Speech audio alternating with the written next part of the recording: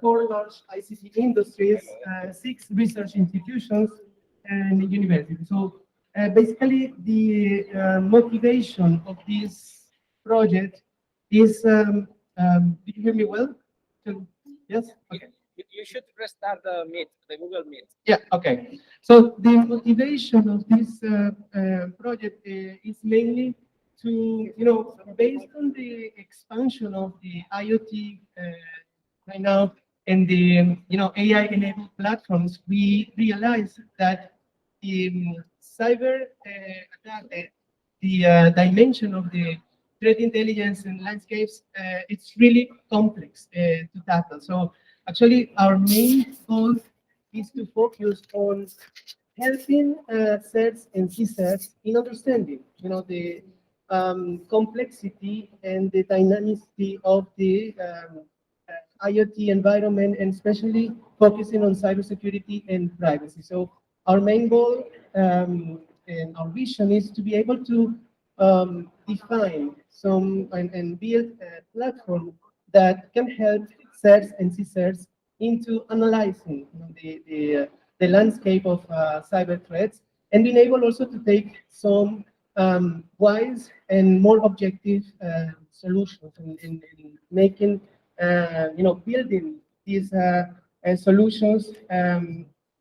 We are actually focusing on an AI-driven system that can include several tools for mainly detecting, sharing, responding, and also recovering from cybersecurity attacks. And one of the main things that we are actually highlighting is that this platform is going to be free of charge for the CERTs and CSERTs, which, who are actually our main targets and in the validation of the solutions. So the project timeline is basically we have 3 years. So we just started in September of this year, and then it will end by August 2024. During the first half of the project, we are focusing on developing the iris technology, and during the second half, we are mainly focusing on the validation of these tools and the platform in general. The methodology covers 4 main aspects. So the first one is the definition. So we are focusing on defining the use case scenarios that you will see actually after this overall introduction. And then also focusing on the end users and systems and technical requirements that will help us to design the platform. And then go to the second phase, which is actually the implementation. So we need to implement some connections on the tools, and then make the tools that we have already built grow and add the functionalities that we will see later on. To go to the third phase, which is actually the integration. I'm going to integrate all of them into one platform that will help CERTs and CSERTs into the analysis and as a decision tool that they can use. And then the final phase of the project is going to be the testing and validation. And for that, we have 3 pilots. We need to test, validate our tools before actually going for the evaluation with our CERTs and CSERTs. In terms of the architecture, as you can see, there are 3 main blocks. So the first one, which is actually just in the middle, is based on collaborative threat intelligence that we call CTI module that will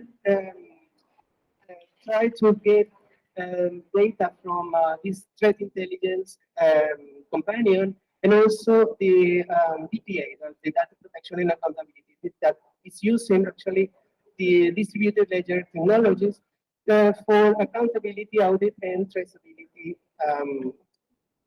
options and capabilities. We have also a second module that is well interconnected with the 4 modules that we call ATA, so Automated Threat Analytics.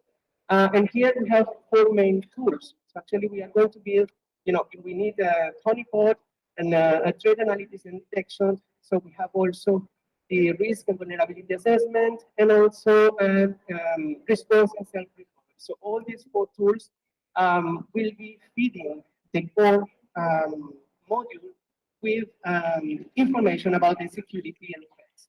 And then we have the third module, that is this virtual cyber range. This is just a cloud-based cyber range that will be having some training material for the CERTs and CSERs to use actually the tools and the platform in general that we are building in the other two modules.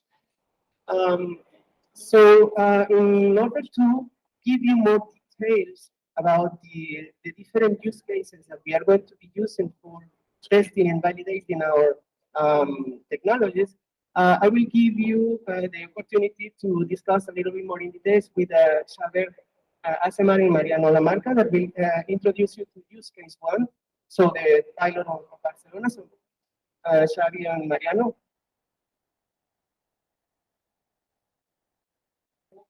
I am Mariano Lamarca from Barcelona City Council. Well, we performed one of the use cases to test the application for Iris platform. The use case consists in app detection. Is a smart service detect problems where whatever users out from the tram service and bicycles could interact with them.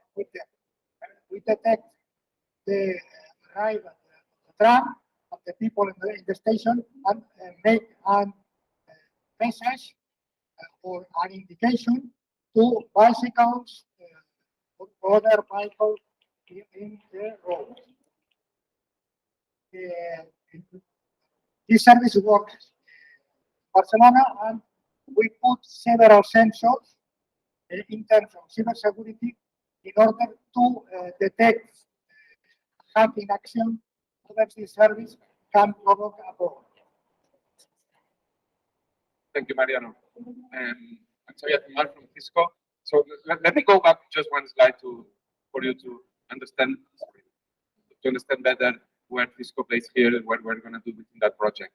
So basically, as Mariano was saying, we are going to detect risky situations in a specific area, which are the tram stations in Barcelona. One of the risky situations that are happening today is that when it's a tram coming and people is leaving the tram, there is the bicycle lane just at the same level, and there are a lot. They may have some accidents, people, and get seriously hurt if they leave the tram and then they collapse with a bicycle.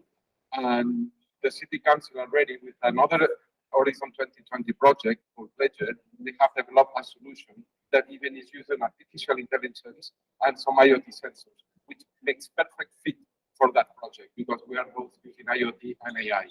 And that system, what it does is using computer vision, detects when the tram is coming, and using some wireless technology, basically A0.11p, and not Wi-Fi, but 5G at the 5G spectrum, but not pure Wi-Fi, because some technical benefits that provide that technology. They will send a notification to the bicycles that the tram is there, so be careful because people may be leaving. So that's a system, that's a fantastic project for Pledger that the city council is doing, and we're going to leverage that use case to protect that environment. And the idea is to protect all the cameras, IoT sensors that even can be in a tram station. And how we will do it? We will do it using sensors that we call cyber vision, which is our cyber security solution on IoT, which is a two-layer architecture where we put sensors at the edge, wherever we want it in the architecture. Those sensors, they do deep packet inspection. They see whatever happens within the network, and they report it to a central server called cyber vision. And here is where we make all the analytics and all the detection on what's happening in the network.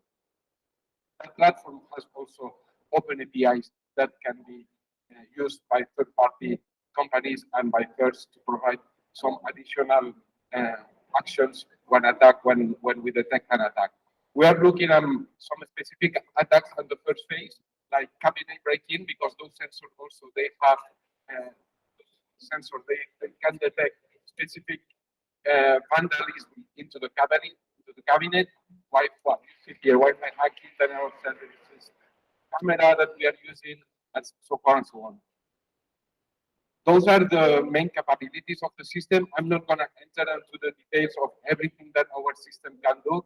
You can find it in our website, but I just wanted to put that slide to highlight all the things that we are going to do within that pilot.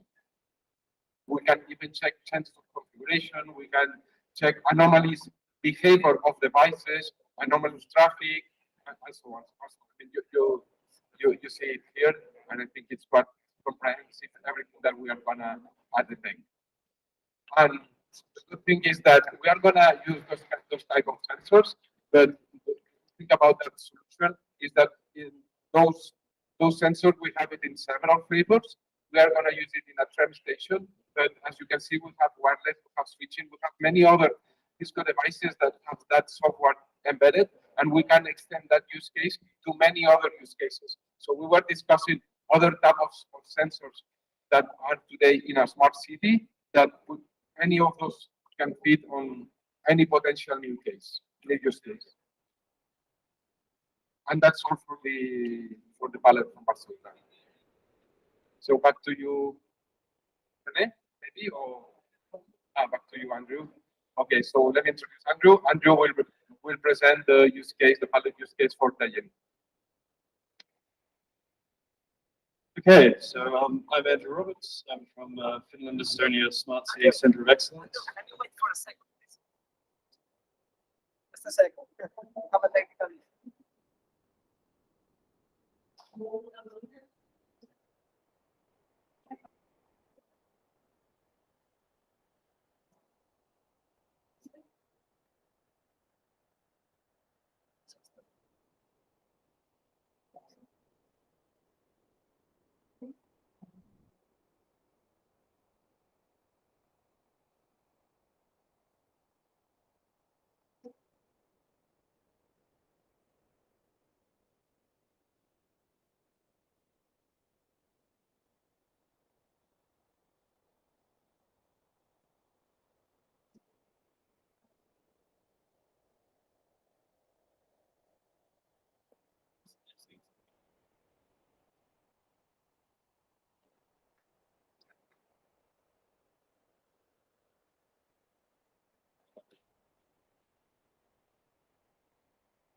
Okay, take two. So I'm Andrew Roberts. I'm from Finland, Estonia Smart City Center of Excellence, and it's really great to be talking to you today in sunny Barcelona.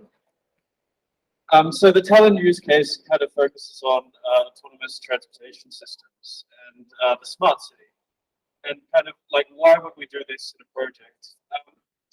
If we kind of think about kind of the prevalence and importance of autonomous transportation systems.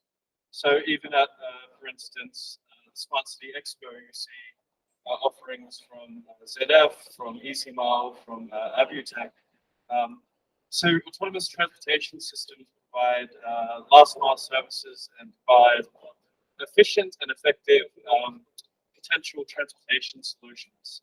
And it's really important that we kind of explore their kind of fingerprint and impact in the city, and especially in terms of cybersecurity. And one of the questions that tunnel authorities want to know is, you know, if there's a cyber threat to an autonomous transportation system in our environment, what does that mean for us? How do we interact with it? How do we stop this threat? How do we deal with it?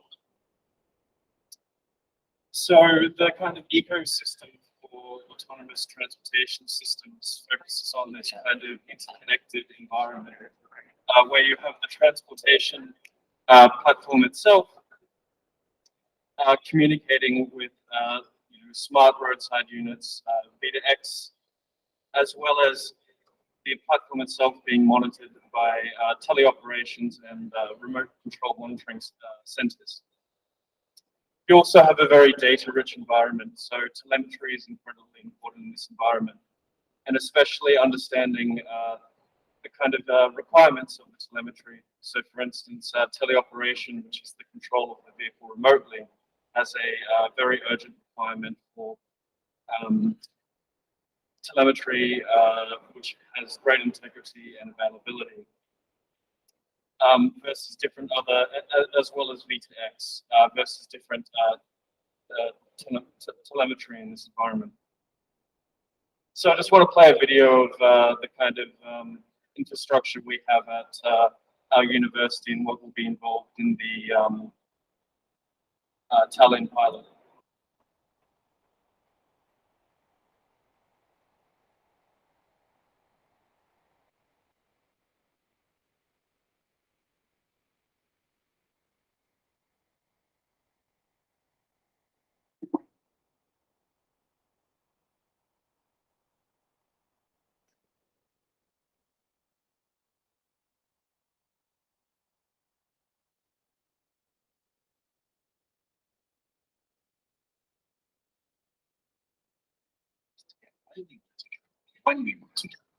A small pieces, small pieces, small pieces, small pieces.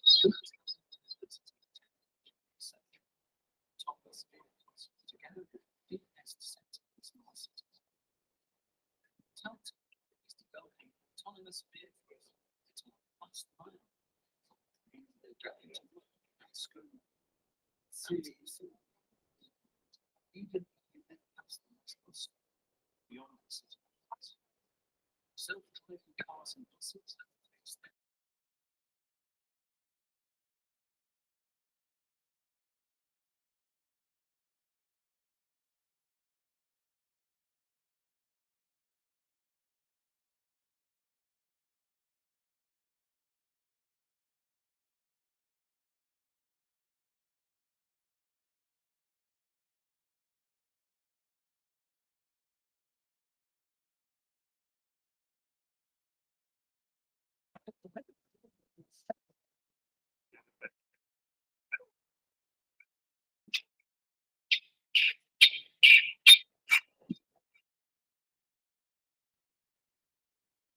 So yeah, so that video kind of encompassed some of the research that we do at our center and some of the infrastructure that we'll be bringing within the IRIS project. So cybersecurity challenges, as I mentioned, include ensuring the availability of data and the continuous operations of the autonomous vehicle, because this is really important for the safety of our passengers at the university. And as I said, there's a lack of kind of investigation of solutions which are monitoring this kind of threat environment and which can actively respond and provide integrated capabilities for certs and CSerts to be able to assist in this environment. So there's two kind of main threats that we will explore within the IRIS project. So the first is exploring threats to the availability of the telemetry of our urban operating platform, which is kind of the overall data management environment of the autonomous vehicle. And the second one will be threats to kind of manipulation of the data sets that are involved with training of the ML and AI, which could potentially cause problems. For instance, if you are unable to detect a kind of stop sign or you know, red, yellow, and green light. So the first kind of use case that we'll pilot within Tallinn is focusing on the shuttle service that we just showed. So the shuttle service where our citizens are using this last mile service in the university campus.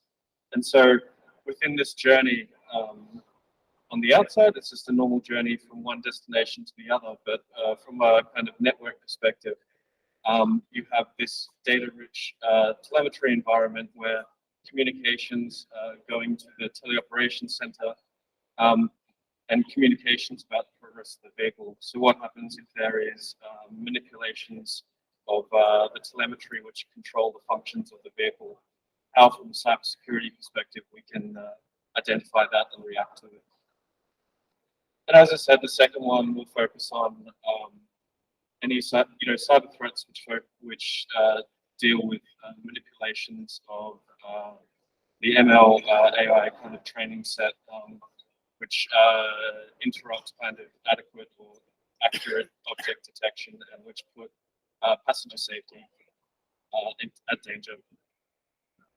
What we hope as a city to get from the IRIS project is kind of identification of cyber threats and how our vehicles and vehicle environment can be used by cyber attackers. So we kind of expect the IRIS platform to be able to identify anomalous network activity. We want the IRIS platform to be able to self-heal autonomous vehicles, so passengers aren't at risk, so we don't have to have interruptions in services. We want an information sharing environment where our certs and CCerts can assist our network operators who are monitoring the passenger journey. And a lot of this project is about collaboration, not just between the cities, Barcelona and Helsinki, but also our different authorities and certs and CCerts, which need to assist us in case of cyber attack. So I'm also presenting the Helsinki pilot from my good friend Nikita. And the Helsinki pilot use case will focus on smart energy. So within their setup, they have a place called collectivize, which is a kind of building and residential area. And they have a number of, a sensory environment in which they're gaining data and monitoring energy efficiency through the smart grid. They have important relationships within this environment with the distributed services system operators.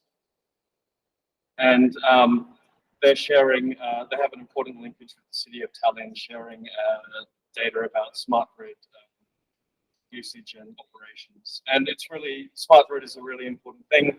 I know this is a bit of a joke, but Finland's a cold country, so you need energy, otherwise you'll freeze to death. So ensuring that you're monitoring energy efficiency and smart energy is really important.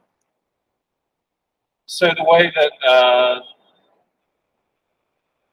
that Helsinki Kallisadoma kind of use their smart energy, they have multiple different kind of use cases with their data collection system, and these are some of the few. So environmental noise, smart home sensors, solar panels, smart street lighting, people counters. So these are just initial set of use cases. And the idea is, for instance, in Tallinn, we do telemetry for autonomous vehicles, as well as smart grids. Helsinki do smart grids. The idea eventually is to develop this kind of urban operating platform and kind of a whole of city data collection environment.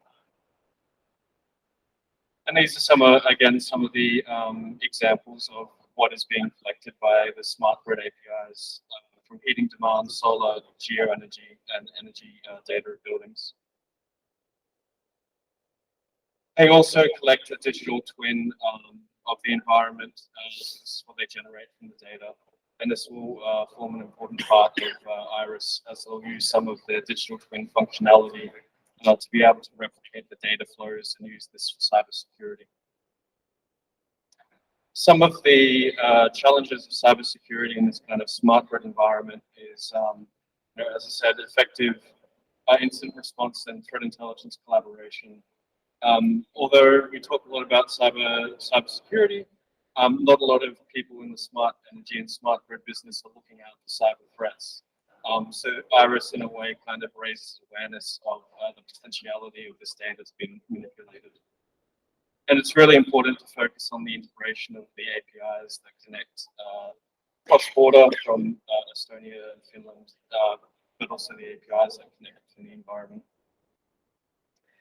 So the Kallisadoma use case, as I said, focuses on this APIs and the public interface and smart grids and automated processes which will be stress tested. It will focus on the consumption of the data from the smart sensors in the residential environment into this data collected, this UOP, and focus on threats that could see inaccurate or improper reporting of smart energy. And this is the overall kind of architecture of the pilot use case of Finland for IRIS, where we're focusing on the importance of the stakeholders between the distributed systems operator and kind of the residential data collection. And we'll look at cyber threats using honeypot environments and use that not only for kind of data collection, gathering, but also training and awareness. And the overall kind of what we're hoping to get, or what Helsinki is hoping to get from IRIS, is to detect kind of malicious information which changes their data gathering profile and produce threat intelligence which can be shared.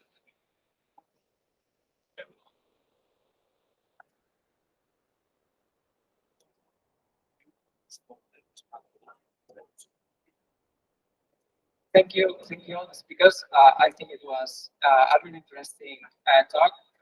Merging cybersecurity and smart cities. I think that's awesome. And now to finish, I will not take 1 minute only. It would be great if you can fill up a questionnaire, please, because this will serve the project to understand a little bit what you think about the use cases that we presented. You will see that there are 2 parts in this survey. It will take 10 minutes for you, so it's not too large. And in 2 parts, one that basically covers what you think about the use case in general, and the other one regarding the requirements of the use cases that we presented. You have here the QR code, and if somebody wants to fill up using more ancient mechanisms, then we have printed copies. So please, if you want to fill up the question, it will be really useful for us. Okay, thank you for your attention.